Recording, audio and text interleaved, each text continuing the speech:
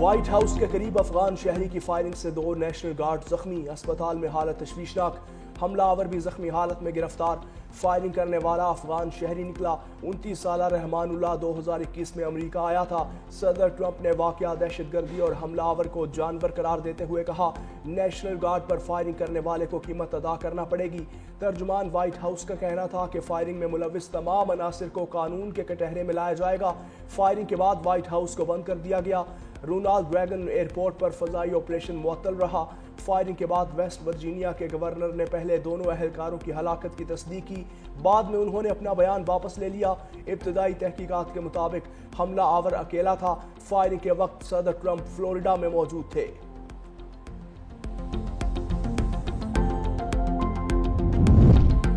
Washington حملے افغان شہری ملوث نکلنے پر ٹرمپ انتظامیہ کا فوری ایکشن، افغان شہریوں کی امیگریشن درخواستوں پر کام فوری طور پر روک دیا۔ امریکی citizen ship and immigration service نے ایکس پر اپنے پیغام میں کہا، افغان شہریوں کے لیے امیگریشن کی تمام درخواستیں غیر معینہ مدت تک کے لیے روک دی گئی ہیں۔ دوسری جانب امریکی وزیر خارجہ مارکو روبیو نے تارکین وطن کی امیگریشنز محدود کرنے کے لیے حکومتوں پر دباؤ ڈالنے کی ہدایت کر دی۔ امریکی سفارت خانوں اور قونصل خانوں کو جاری ایڈوائزری میں کہا گیا، سفارتکار یورپ، کینیڈا، آسٹریلیا اور نیوزی لینڈ کی حکومتوں پر امیگریشن محدود کرنے کے لیے دباؤ ڈالیں۔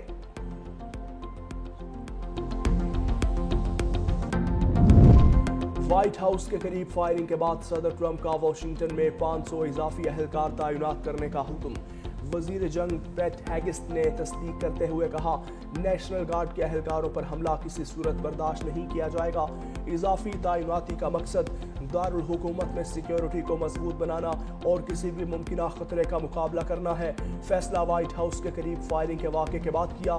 نیشنل گارڈز کو صدارتی حکم پر واشنگٹن ڈی سی میں تعینات کیا گیا تھا۔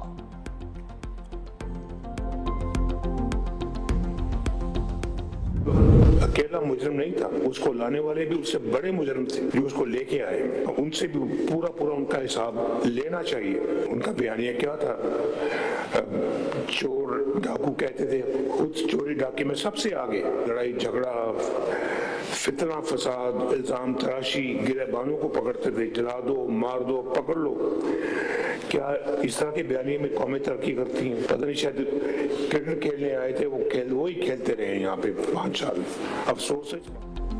بانی پی ٹی آئی اکیلے نہیں، لانے والے بھی مجرم ہیں۔ بانی پی ٹی آئی کو لانے والوں کا احتساب کیا جائے۔ دوسروں کو چور کہنے والے خود چور ڈاکو نکلے۔ نون لیگ کے جانے کے بعد بہت تباہی ہوئی، ملک کا ستیاناش کر دیا۔ مسلم لیگ نون کے صدر نواز شریف کے ضمنی انتخاب میں کامیاب امیدواروں سے خطاب، کہا 2017 میں ملک ترقی کر رہا تھا، مہنگائی 3% پر تھی، پی ٹی آئی دور میں مہنگائی 39% پر چلی گئی۔ یہ کرکٹ کھیلنے کے لیے آئے تھے، 5 سال تک وہی کھیلتے رہے، 2018 سے 22 تک جو ہوا اس کی ذمہ دار ان پر آتی ہے۔ افسوس، ملک کی جو حالت ہوئی وہ پوری قوم بھگت رہی ہے۔ غیروں کے ہاتھ میں فیصلے ہم نے نہیں، انہوں نے دیے۔ انہوں نے ملک میں امن کا دیوالیہ نکال دیا۔ ان کے دور میں میرٹ دیکھنے کو نہیں ملتا تھا۔ ہم نے نفرت، جھوٹ، دنگا فساد اور فتنے کو شکست دی۔ پاکستان کو دوبارہ ترقی کی راہ پر لانے کی کوشش کر رہے ہیں۔ پاکستان ٹیک آف کر چکا، اب مزید اوپر جانا ہے۔ حکومتی اقدامات سے مہنگائی کی شرح کم ہوئی۔ یہ ایک کیسا بائیکاٹ تھا کہ عمر ایوب کی بیوی الیکشن لڑ رہی تھی۔ وزیر اعظم شہباز شریف کا بحرین کا سرکاری دورہ، بحرین کے بادشاہ حمد بن عیسیٰ الخلیفہ سے ملاقات۔ بحرین کے بادشاہ نے وزیر اعظم کو order of Bahrain first class پیش کیا۔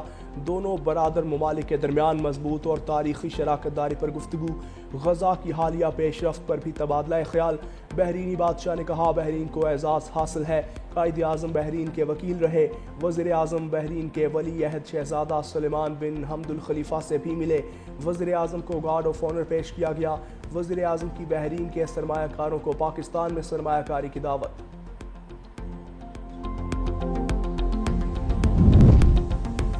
اسرائیل کے خلاف 12 روزہ جارحانہ جنگ میں پاکستان کی ذمہ دارانہ حمایت ہمارے لیے معنی خیز ہے۔ امریکہ کے ساتھ مسائل کے حل کے لیے پاکستان کے کسی کردار کا خیر مقدم کریں گے۔ ایرانی سپریم نیشنل سیکیورٹی کونسل کے سیکریٹری ڈاکٹر علی لاریجانی نے کہا کہ ایران پاک افغان کشیدگی میں کمی کے لیے ہر وقت کسی بھی کردار کی ادائیگی کے لیے تیار ہے۔ دہشت گرد گروہ مختلف ممالک کے لیے مسائل پیدا کرتے ہیں۔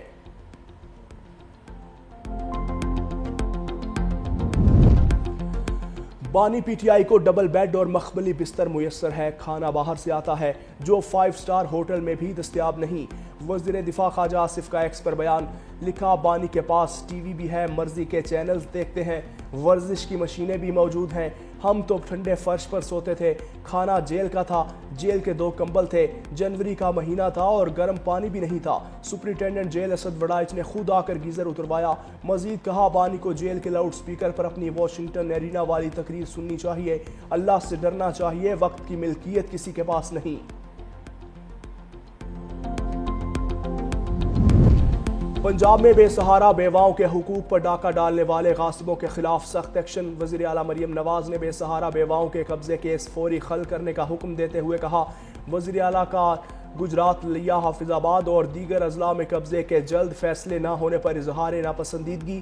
وزیر اعلیٰ مریم نواز نے کہا، ناجائز قبضے کے کیس کے جلد حل سے عوام کو فوری ریلیف دینا چاہتے ہیں۔ تمام ڈپٹی کمشنرز ناجائز قبضہ کیس پر روزانہ اجلاس کریں، جائیدادوں پر ناجائز قبضے کے خلاف روزانہ مانیٹرنگ ہوگی۔ وزیر اعلیٰ مریم نواز نے روزانہ کی بنیاد پر رپورٹ طلب کر لی۔ باغوں کا شہر لاہور اسموگ کی زد میں، دنیا کے آلودہ ترین شہروں کی فہرست میں لاہور کا تیسرا نمبر۔ شہر کا AQI 210 ریکارڈ۔ اسموگ سے متاثرہ علاقوں میں شہریوں کو ماسک کا استعمال یقینی بنانے کی ہدایت۔ دوسری جانب دھند کے باعث موٹر وے M1 کو پشاور سے صوابی اور صوابی سے برہان تک بند کرنا پڑا۔ حد نگاہ بحال ہونے کے بعد موٹر وے ٹریفک کے لیے کھول دی گئی۔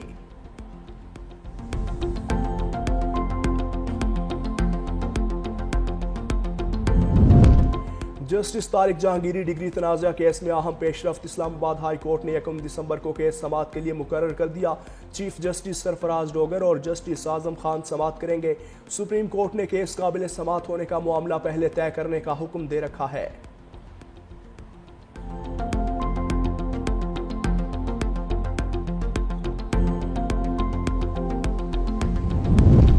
رحیم یار خان میں ڈاکوؤں کی فائرنگ سے 2 کمسن بھائی جاں بحق۔ کوٹلہ جعفر لال میں ڈاکو اجمل نامی شہری سے موٹر سائیکل چھین کر فرار ہو گئے۔ شہری نے اپنی برادری اور پولیس کو کال کر دی۔ اہل علاقہ کے تعاقب پر ڈاکوؤں نے فائرنگ کر دی۔ فائرنگ کی زد میں آ کر 8 سالہ احمد اور 10 سالہ شاہ زیب جاں بحق ہو گئے۔ پولیس نے علاقے کی ناکہ بندی کر دی، ڈاکوؤں کا تعاقب جاری۔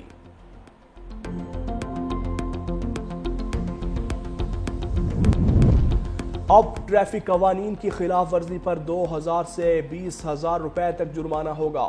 پنجاب میں ٹریفک قوانین کی خلاف ورزی کا قانون منظور، آرڈیننس بھی جاری۔ تیز رفتاری پر موٹر سائیکل کو 2000 جبکہ گاڑی کو 5000 روپے جرمانہ کیا جائے گا۔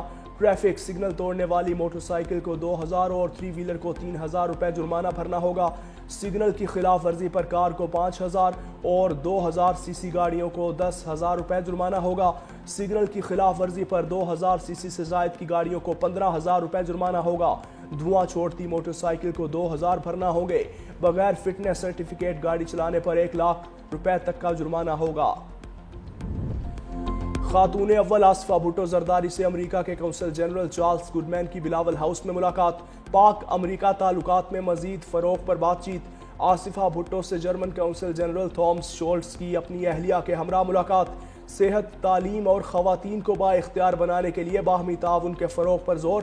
ملاقات میں سینیٹر شیل رحمان، صوبائی وزیر صحت ڈاکٹر عذرا پچوہو سمیت دیگر رہنما بھی موجود تھے۔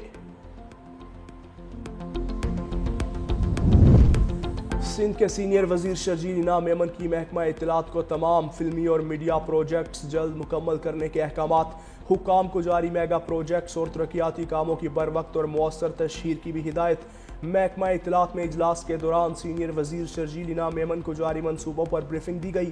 صوبائی وزیر کی متعلقہ حکام کو ہدف کے مطابق کام تیز کرنے کی ہدایت۔ کہا سندھ حکومت چاہتی ہے فلم، ڈاکیومنٹری اور دیگر تخلیقی مواد کے ذریعے قومی بیانیے، قومی یکجہتی، امن، رواداری اور ترقیاتی اقدامات کو مؤثر انداز میں پیش کیا جائے۔ میڈیا کے ذریعے معاشرے میں مثبت پیغام پھیلانا وقت کی ضرورت ہے۔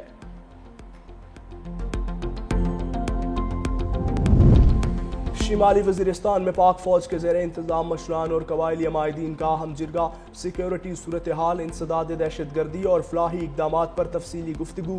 جی او سی میران شاہ کی قیام امن میں قبائلی عمائدین کے کردار کی تعریف، کہا عوام، سول انتظامیہ اور پاک فوج کے باہمی تعاون سے ہی دہشت گردی کا مکمل خاتمہ ممکن ہے۔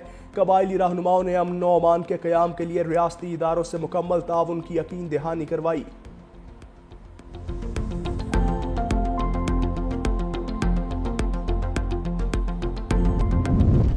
امریکی صدر ڈونلڈ ٹرمپ کے خلاف انتخابی مداخلت کا مقدمہ خارج۔ پروسیکیوٹر نے مقدمے میں لگائے گئے تمام فوجداری الزامات واپس لے لیے۔